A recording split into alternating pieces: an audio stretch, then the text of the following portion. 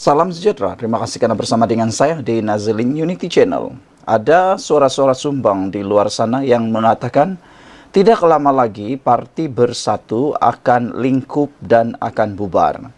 Ini apabila satu demi satu pemimpin parti bersatu meninggalkan parti itu.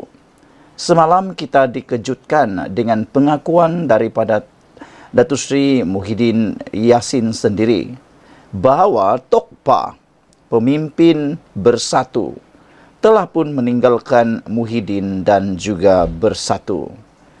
Ini satu tamparan yang paling hebat untuk Muhyiddin dan Parti Bersatu. Yang lebih mengejutkan kita dan juga memberikan tamparan hebat kepada Parti Bersatu ialah Tokpa keluar daripada Parti Bersatu tanpa bising-bising. Sehingga kan Muhyiddin Yassin sendiri pun terkejut, yang mana Tokpa telah pun meninggalkan Bersatu. Muhyiddin seakan-akan tidak tahu tindakan Tokpa meninggalkan Parti Bersatu. Ramai netizen yang mengandaikan Tokpa mungkin melakukan perkara itu dengan dua sebab. Sebab yang pertama, mungkin dia nak bersara daripada politik. Sebab yang kedua ialah Tokpa mahu masuk parti lamanya, atau mahu meninggalkan Parti Bersatu dan mahu masuk parti baru, yaitu Parti UMNO.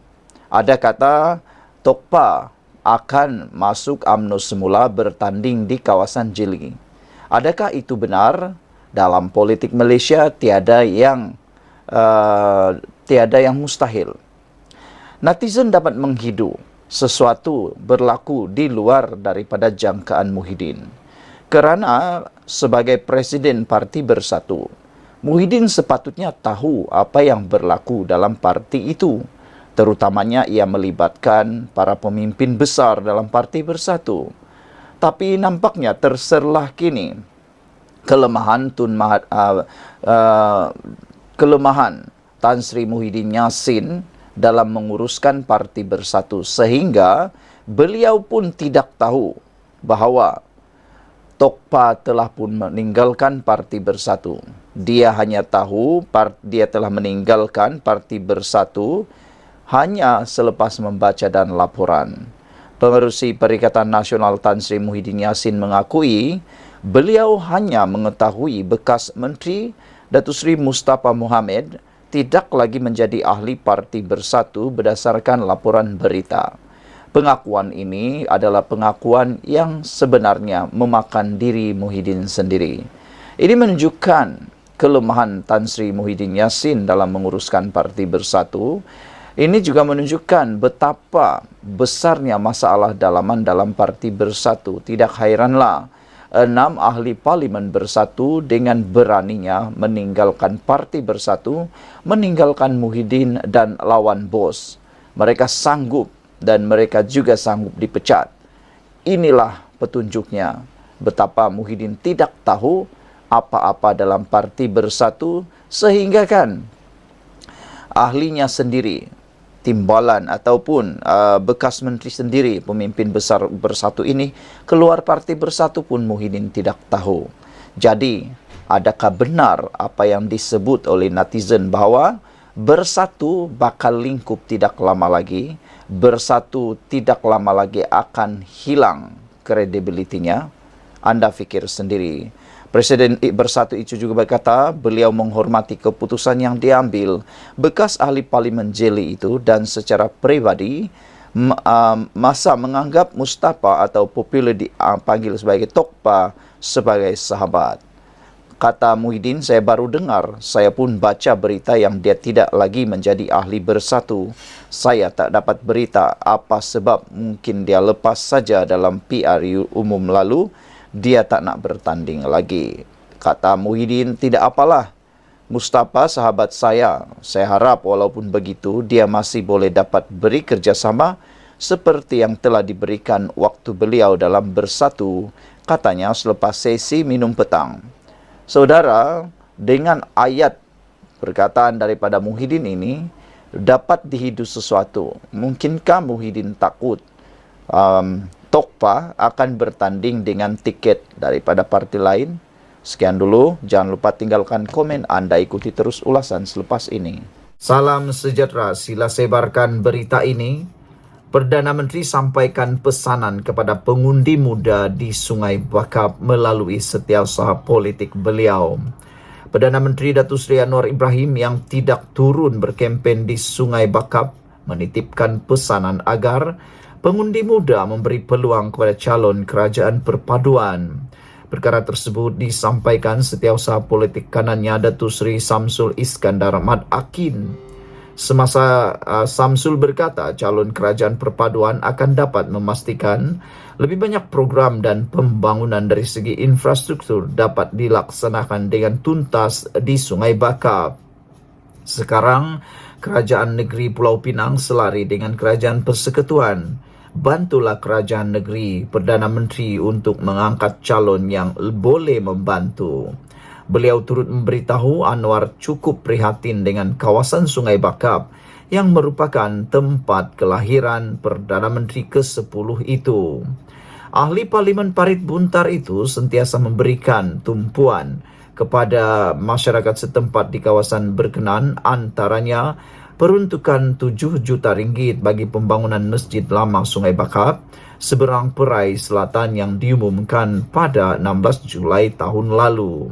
Dr. Johari Arifin PH dan Abini Ismail PN bersaing dalam pertandingan 1 lawan 1 pada PRK Dewan Undangan Negeri Sungai Bakap pada 6 Julai ini susulan kematian penyandangnya Nur Azamri Latif pada 24 Mei lepas akibat keradangan dalam perut. Saudara-saudara sekalian, apa yang ditegaskan oleh Anwar Ibrahim ini memang tepat sekali. Supaya anak-anak muda dapat mengundi calon Pakatan Harapan, calon kerajaan ini bagi memberi peluang kepada calon kerajaan perpaduan membantu meningkatkan dan juga memajukan kawasan Sungai Bakap.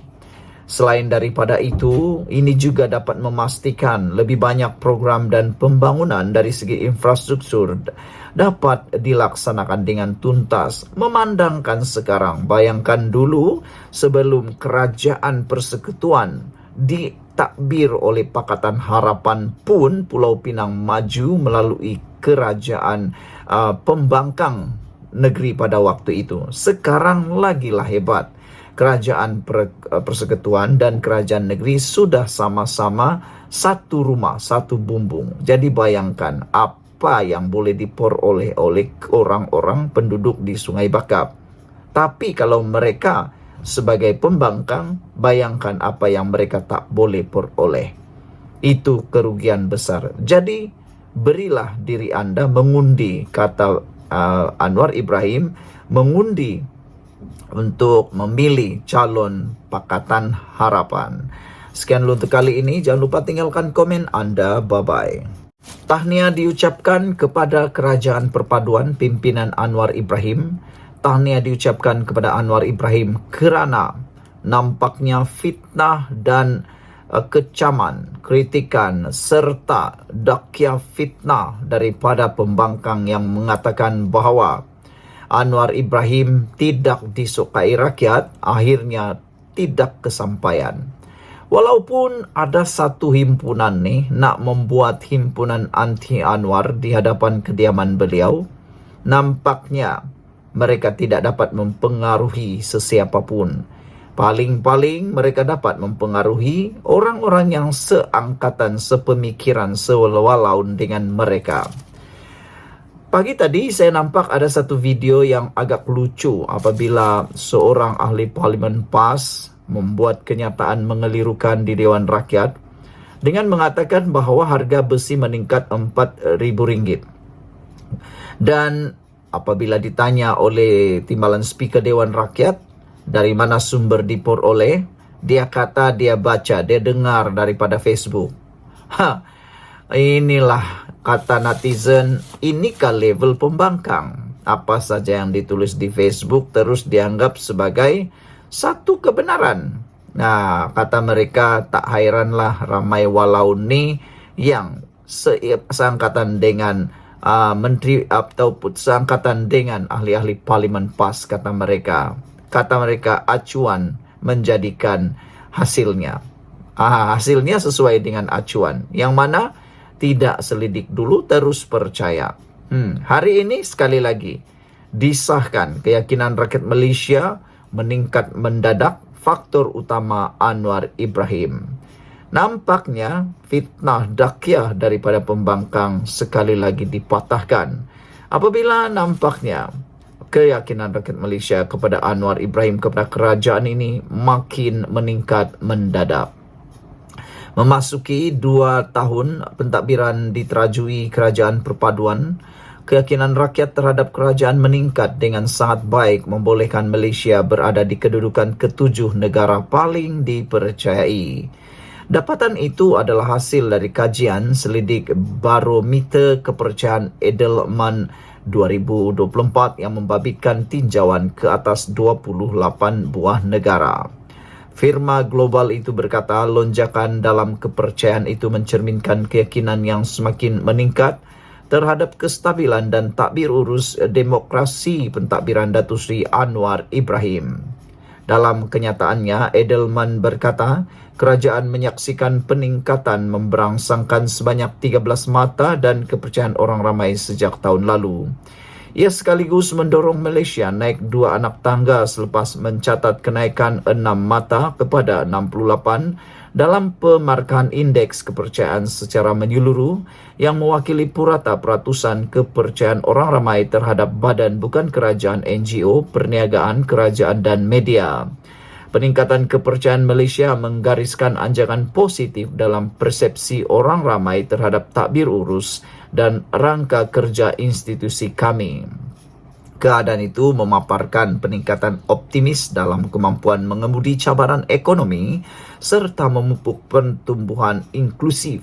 Laporan global itu diterbitkan pada Januari tahun ini, tetapi versi Malaysia telah dilancarkan di Kuala Lumpur pada hari Rabu.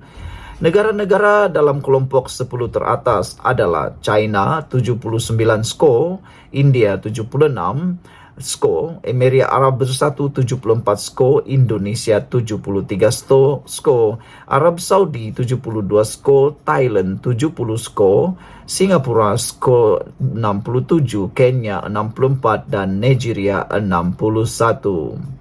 Dalam kaji selidik itu, rakyat Malaysia menunjukkan peningkatan besar dan ketara dalam kepercayaan terhadap kerajaan dengan 67% responden bersetuju dengan sentimen itu.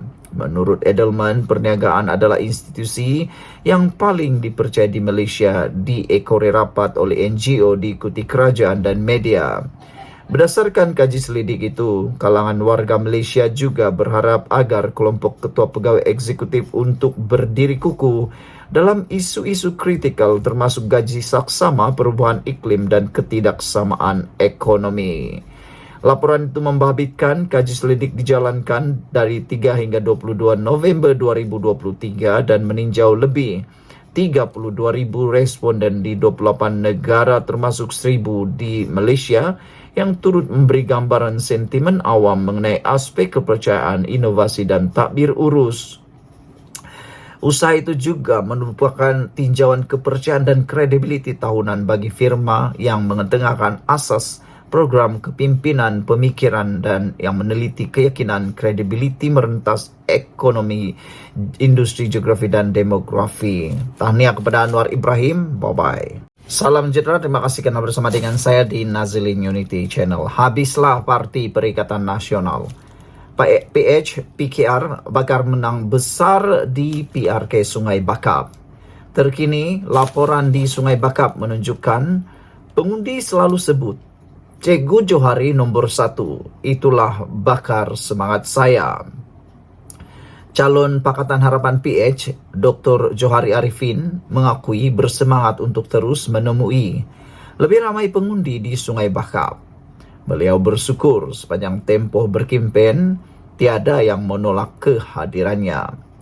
Lebih memujakan dan membakar semangat, katanya, pengundi yang ditemui mengenali beliau dan sering melaungkan Cikgu Johari nombor 1. Saya bersyukur sepanjang 7 hari kempen tiada pengundi yang menolak kehadiran saya, tetapi semua mengatakan sokongan. Mereka selalu sebut Cikgu Johari nombor 1. Itulah yang menarik semangat saya, katanya kepada media. Pada masa sama, kata Johari, beliau akan sedaya upaya bertemu dengan lebih ramai pengundi sebelum kempen berakhir. Setakat ini, jadualnya padat dan perlu menghadiri kira-kira 12 program sehari. Johari dicabar naib yang dipertua PAS Nibung Tebal, Abidin Ismail, mewakili Perikatan Nasional dalam pertembungan 1-1 pada PRK Dewan Undangan Negeri Sungai Bakap 6 Julai ini. PRK diadakan berikutan kematian penyandangnya Nur Zamri Latif pada 24 Mei lepas akibat keradangan dalam perut. Pada PRN Pulau Pinang Ogos tahun lepas, Nur Zamri yang juga dipertua PAS Nibung Tebal menewaskan calon Pakatan Harapan Nur Hidayah Ceros dengan majoriti 1.563 undi. Saudara-saudara sekalian, ini satu lagi kejutan dan tamparan hebat kepada Perikatan Nasional PN. Di samping isu-isu panas mengaitkan calon Perikatan Nasional yang kurang mendapat perhatian pengundi, juga isu-isu seperti kelayakan akademik beliau, juga isu ISO beliau, itu telah pun mengancam kemenangan beliau. Dengan kehebatan, kekuatan calon nombor 1 Cikgu Johari ini, diramalkan, Nenek Kebayan meramalkan bahawa calon Pakatan Harapan akan menang besar di kawasan tersebut dan akan menjadi titik tolak, titik dasar ataupun permulaan kemenangan kepada kerajaan sekarang ini. Jumpa lagi pendapat anda. Salam sejahtera, terima kasih karena bersama dengan saya di Nazilin Unity Channel. Isu paling hangat pada malam ini ialah apabila Tokpa disahkan bukan lagi ahli bersatu. Muhyiddin baru tahu. Muhyiddin Yassin berkata dia baru menyedari Mustafa Mohamed bukan lagi ahli bersatu, walaupun bekas menteri itu sudah keluar parti pada September lalu. Menurut Presiden Bersatu itu, dia juga tidak tahu berkenan sebab yang membuatkan bekas ahli parlimen jeli itu membuat keputusan tersebut. Saudara-saudara sekalian, ini satu kejutan lagi besar kepada Muhyiddin.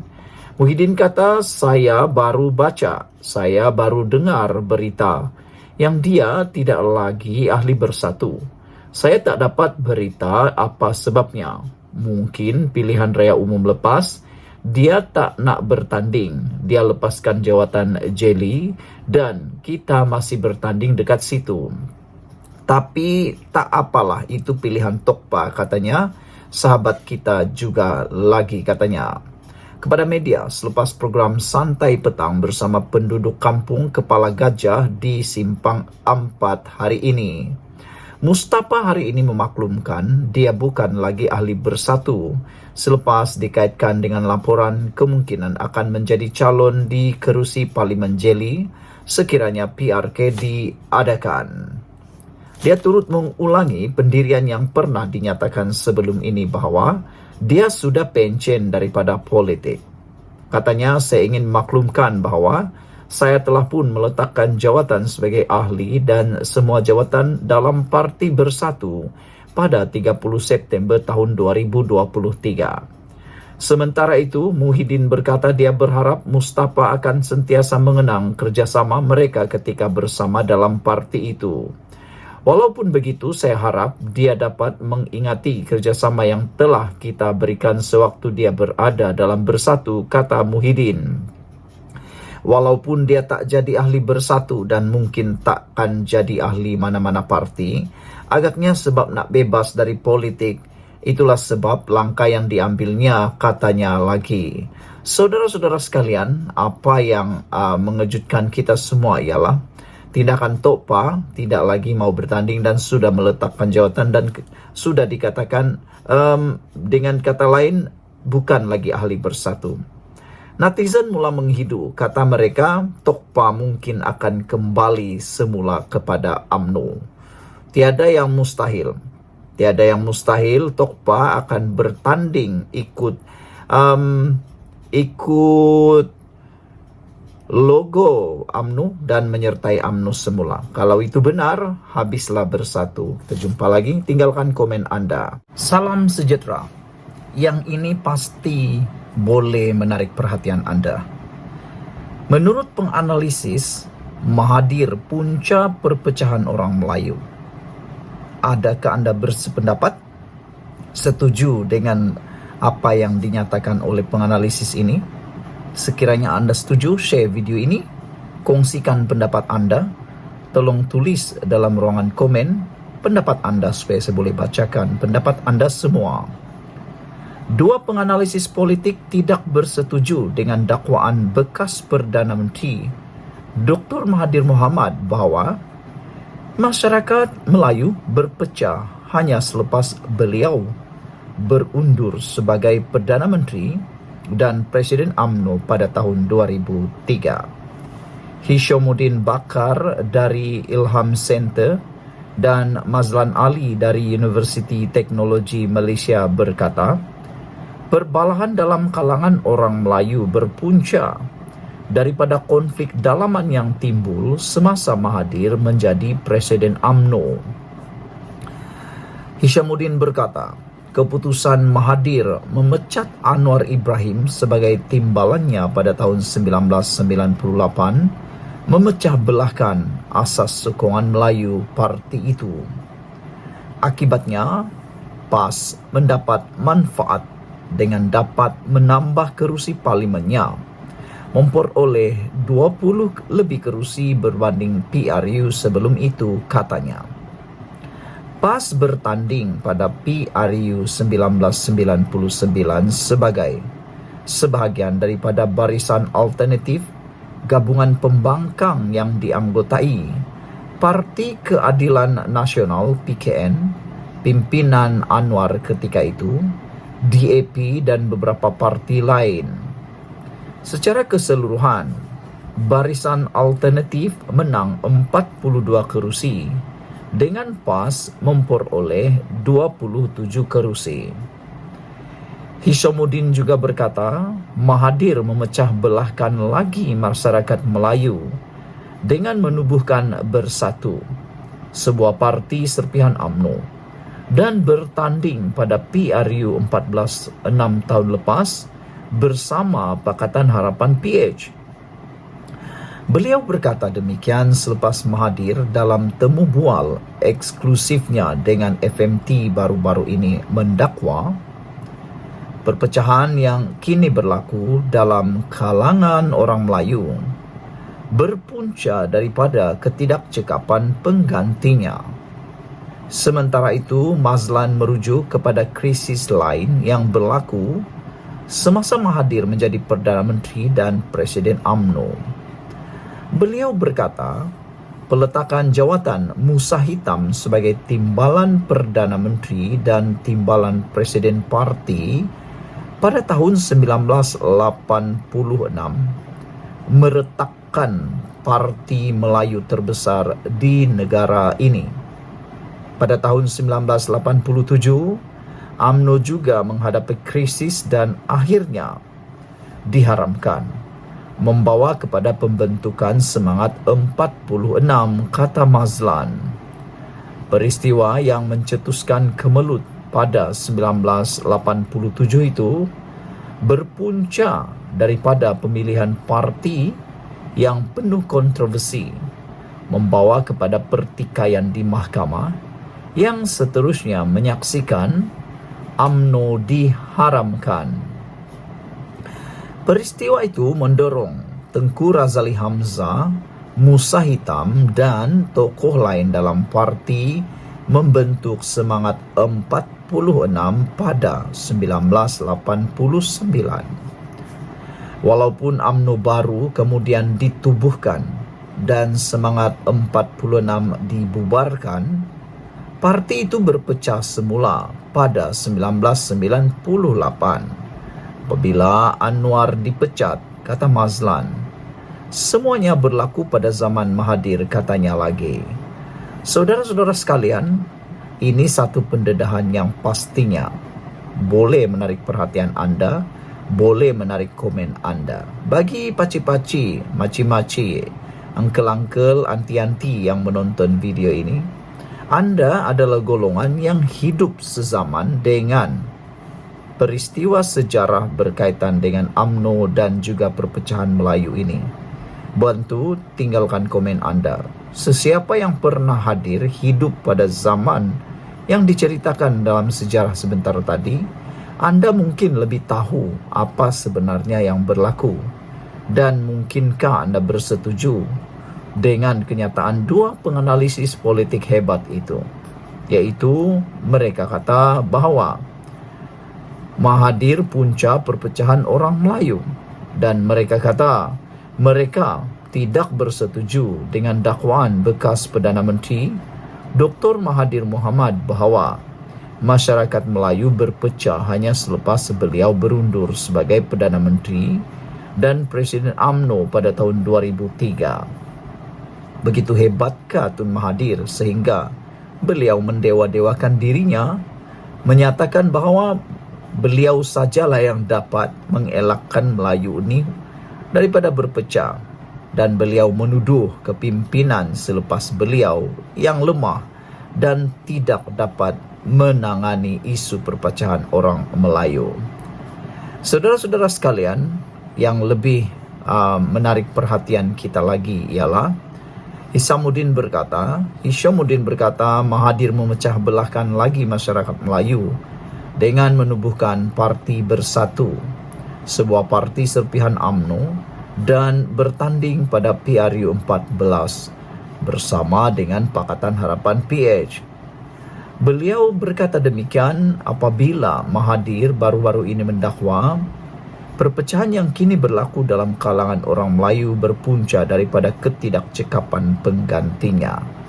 Apakah dengan pendedahan Mahathir ini menunjukkan bahawa hanya Mahathir seorang yang cekap, hanya dia saja yang boleh mengawal negara ini, tiada yang lebih cekap daripadanya?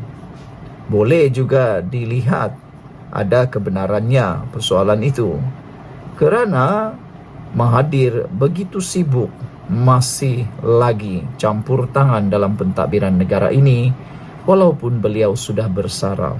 Sepatutnya beliau mendiamkan diri, biarkanlah orang yang mentadbir negara ini. Lihat pada Pak Lah, beliau tidak sibuk-sibuk campur tangan lagi pemerintahan negara selepas beliau sudah tidak jadi Perdana Menteri lagi.